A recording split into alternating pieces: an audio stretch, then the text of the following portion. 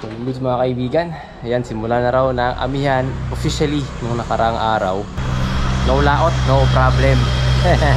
Meron tayong mga didiskubrihin ulit ngayon na lugar. Pero ito, ibang style naman ng gagawin natin. Ito na yung, yung request ng karamihan dati pa. Yung catch and cook. Manghuhuli tayo ng isda at lulutuin natin sa kung saan man tayo mapupunta. Meron ako mga menu in mind.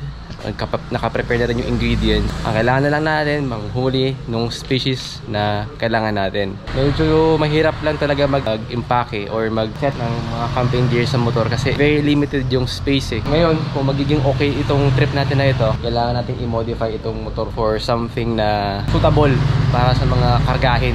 Mga ilang araw din tayo mawawala. Hindi naman sobrang tagal. Mga overnight or 2 days, 1 night, 3 days, 1 night siguro, 2 nights sa God.